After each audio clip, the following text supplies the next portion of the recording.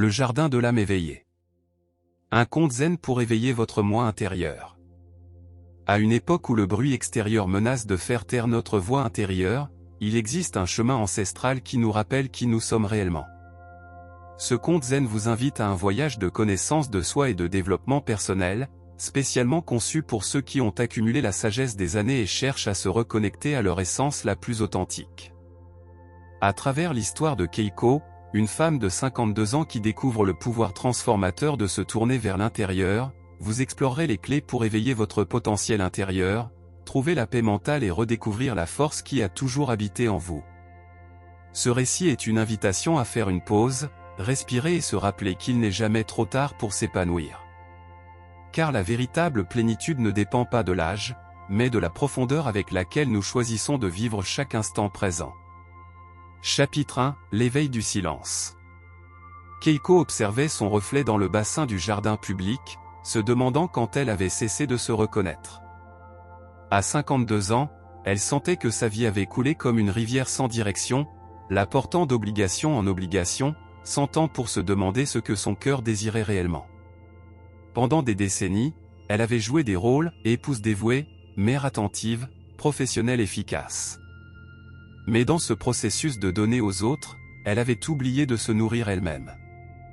Le développement personnel avait été relégué à un jour peut-être, qui n'arrivait jamais, et la connexion avec son moi intérieur était devenue un murmure à peine audible dans le bruit quotidien. Ce matin d'automne, alors que les feuilles dorées tombaient doucement sur l'eau, Keiko ressentit une douleur dans la poitrine. Ce n'était pas une douleur physique, mais l'appel urgent de son âme demandant attention. La recherche de sens qu'elle avait remise à plus tard se présentait désormais comme une nécessité impérieuse.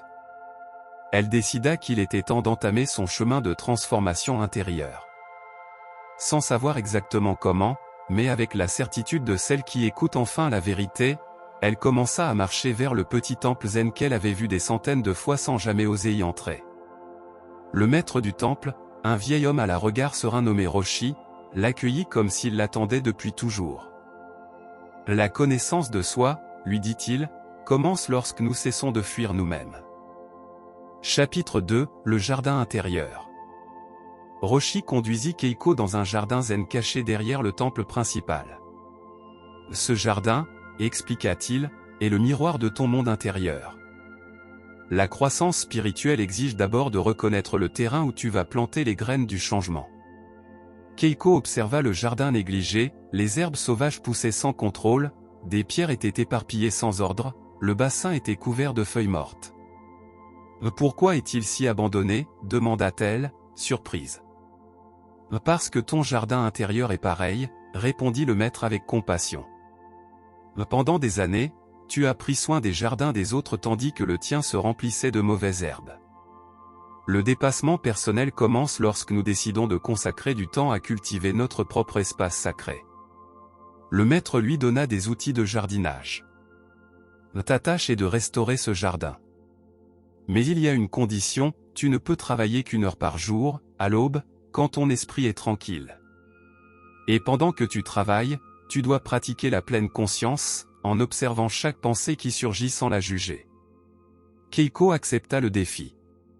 Le lendemain, alors qu'elle arrachait la première herbe sauvage, elle sentit une résistance. Non seulement celle de la terre, mais aussi de son propre esprit qui lui disait « Tu n'as pas le temps pour ça.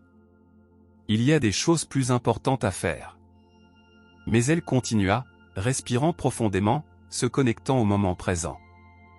Et dans cet acte simple de soin du jardin, elle commença à comprendre qu'elle apprenait à prendre soin d'elle-même. Chaque plante qu'elle arrachait était une croyance limitante qu'elle laissait partir, chaque pierre qu'elle posait avec intention était une valeur qu'elle choisissait pour sa vie. Chapitre 3 – Les tempêtes de l'ego. 3 semaines plus tard, Keiko avait nettoyé un quart du jardin. Elle ressentait de la fierté pour ses progrès et espérait la reconnaissance du maître Roshi. Mais lorsqu'il visita le jardin, il le regarda à peine et dit simplement « Continue ». La frustration de Keiko se transforma en colère. Ne voyait-il pas tout son effort? Ne méritait-elle pas au moins quelques mots d'appréciation? Cette nuit-là, elle faillit abandonner le temple. Son esprit répétait « Cela n'en vaut pas la peine ». On ne te valorise pas. Ton bien-être est ailleurs. Mais le matin suivant, quelque chose la poussa à revenir. En arrivant au jardin, elle découvrit qu'une tempête nocturne avait détruit une partie de son travail, pierres dispersées, plantes arrachées, boue partout. Elle s'assit sur le sol humide et pleura. Roshi apparut silencieusement à ses côtés. « Les tempêtes viendront toujours, dit-il doucement. Non seulement dans ce jardin, mais dans ta vie. La véritable force mentale ne consiste pas à éviter les tempêtes, mais à apprendre à garder ton centre quand tout autour de toi s'agite. » « Mais j'ai perdu tellement de travail. » Le sanglota Keiko. « As-tu perdu du travail, ou gagné une leçon ?» demanda le maître. Ton ego cherchait mon approbation. La tempête est venue te montrer que la valeur de ta pratique ne dépend pas de la reconnaissance extérieure. La paix intérieure naît quand tu cesses de chercher la validation des autres. Keiko comprit alors qu'elle avait travaillé dans le jardin pour impressionner le maître, et non pour l'acte lui-même. Sa motivation était encore externe. Le véritable changement exigeait de travailler sans attente, sans chercher de récompense, simplement pour l'honneur de prendre soin de son espace sacré. Cet après-midi-là, elle recommença, cette fois avec un sourire sincère, savourant chaque instant du processus sans s'attacher aux résultats. Chapitre 4 – Le miroir des relations. À mesure que le jardin fleurissait, Keiko remarqua des changements dans sa vie quotidienne. Ses relations familiales, autrefois tendues, commençaient à se transformer. Sa fille, qui depuis des années la traitait avec indifférence, commença à chercher sa compagnie pour discuter. « Qu'est-ce qui a changé en toi, maman ?» lui demanda-t-elle un après-midi. « Tu es différente. Plus présente. » Keiko réfléchit. Elle n'avait pas essayé de changer consciemment sa façon de se rapporter à sa fille. Simplement, en cultivant son intelligence émotionnelle dans le jardin, en apprenant à être présente sans jugement, cette qualité s'était naturellement étendue à tous ses liens. Roshi lui expliqua. Les relations sont des miroirs. Quand tu travailles à ton éveil de conscience, lorsque tu te transformes véritablement de l'intérieur, le monde extérieur reflète ce changement. Tu n'as pas besoin de forcer l'amélioration de tes relations, améliore-les en t'améliorant toi-même. Mais tout n'était pas simple.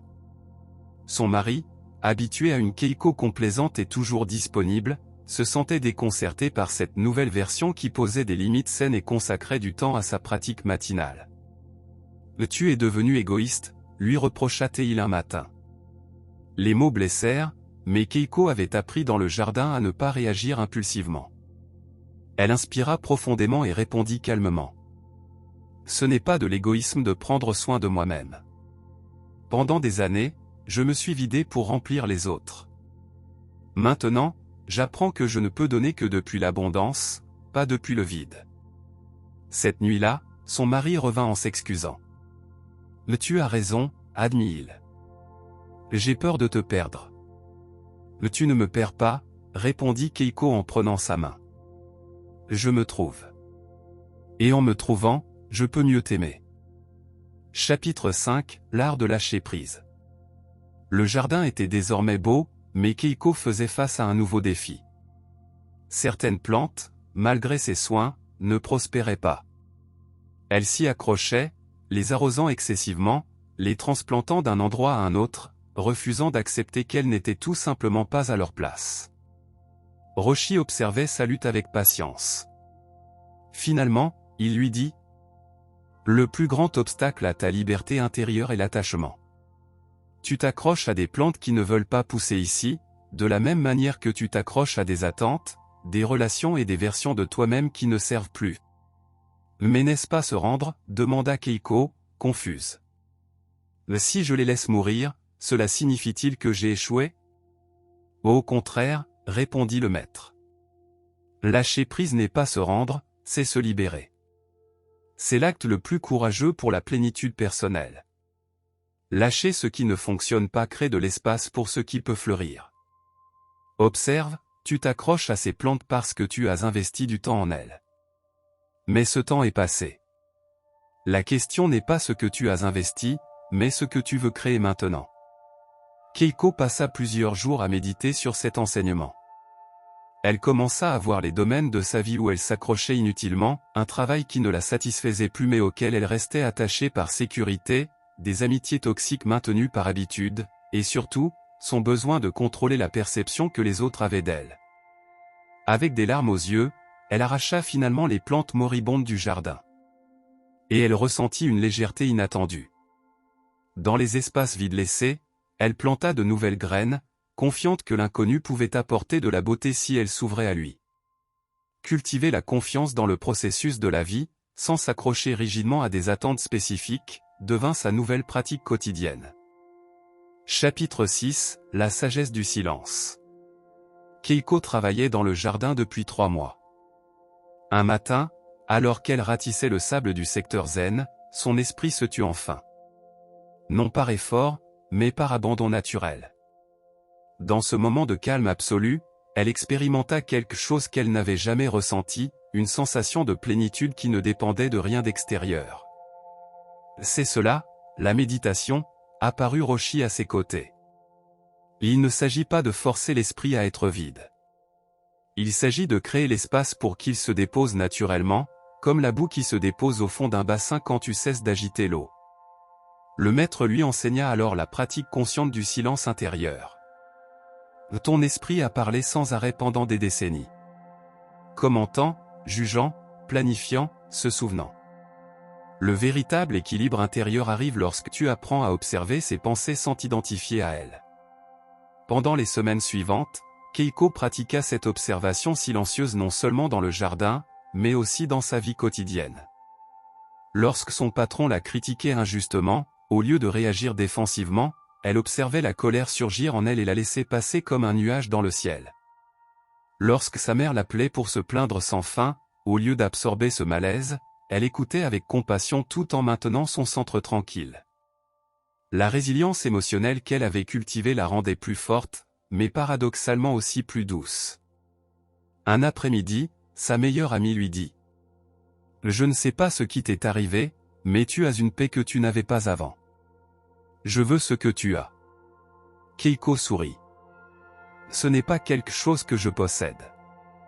C'est quelque chose qui a toujours été là, j'ai juste cessé de chercher à l'extérieur et regarder à l'intérieur. » Le véritable empowerment personnel ne vient pas d'accumuler davantage, mais de se connecter à ce que l'on est déjà.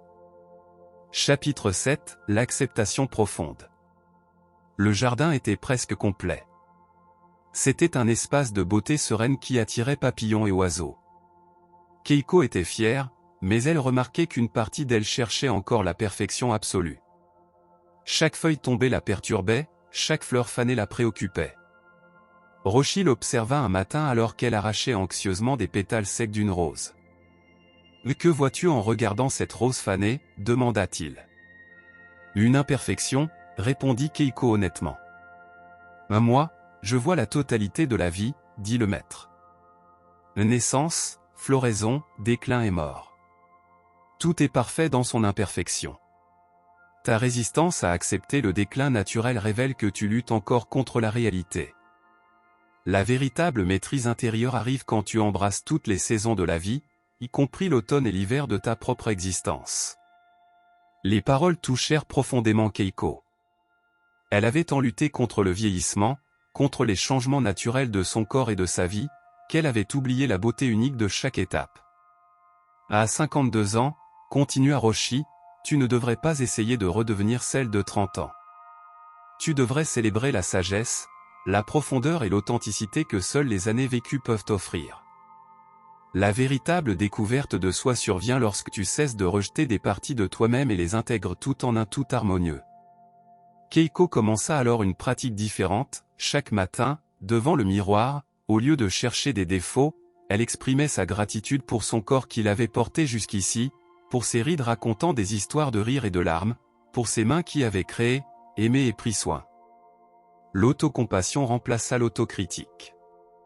Et dans ce changement subtil, elle trouva une liberté qu'elle n'avait jamais imaginée. Elle n'avait plus besoin d'être parfaite pour être précieuse.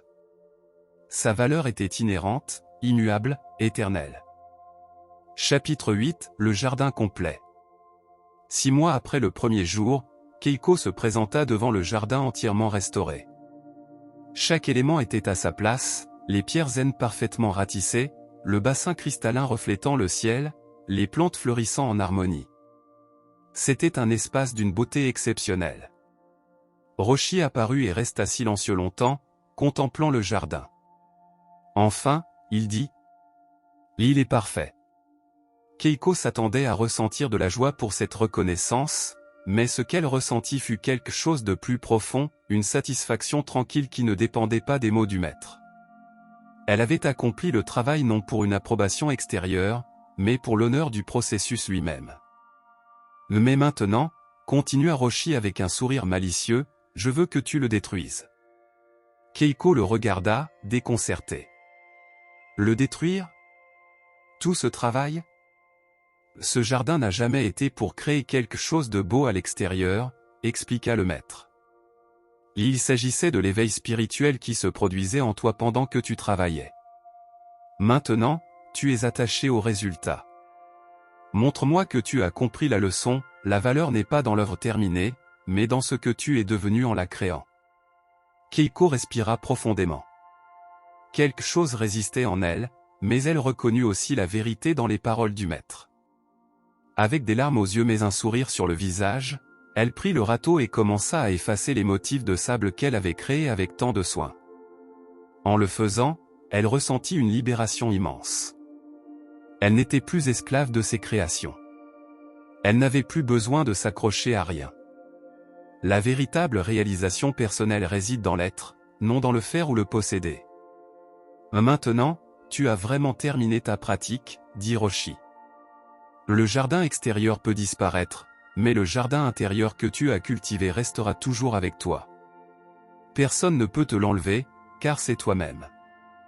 Keiko comprit alors l'enseignement final, elle avait passé 6 mois à restaurer un jardin, mais en réalité, elle avait restauré quelque chose de bien plus précieux, sa connexion avec son essence la plus authentique. Elle avait éveillé son moi intérieur non en ajoutant de nouvelles choses, mais en retirant les couches de conditionnement qui cachaient sa vraie nature. Elle retourna à sa vie quotidienne transformée. Son travail n'avait pas changé, sa famille n'avait pas changé, ses circonstances n'avaient pas changé.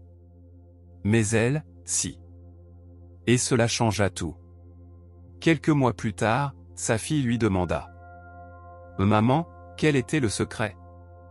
Comment as-tu réussi ce changement ?» Keiko sourit avec la sérénité de celle qui a trouvé son centre.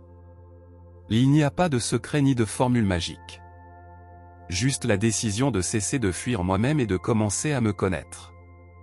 Le pouvoir a toujours été à l'intérieur. J'ai juste dû enlever les obstacles pour qu'il puisse briller. Et le plus beau, c'est qu'il n'est jamais trop tard. Le moment parfait pour commencer est toujours maintenant. Et dans ce « maintenant » résonna l'essence de toute sa transformation, l'éveil de la conscience présente, la seule qui existe, la seule où la vie se déroule réellement. Épilogue. Keiko continua à visiter le temple, mais plus comme une étudiante cherchant des enseignements, mais comme la jardinière de son âme, ayant découvert que chaque jour est une opportunité de cultiver son monde intérieur.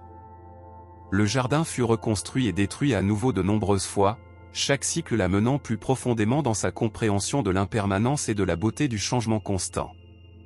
Et ainsi, dans la simplicité d'un jardin zen, elle trouva les réponses les plus profondes sur son but de vie, sa force intérieure et la capacité infinie que chaque être humain a de se transformer, peu importe l'âge, les circonstances ou le passé. Car le véritable pouvoir ne réside pas dans le contrôle de l'extérieur, mais dans la culture de la paix, de la sagesse et de l'amour dans le jardin sacré du cœur.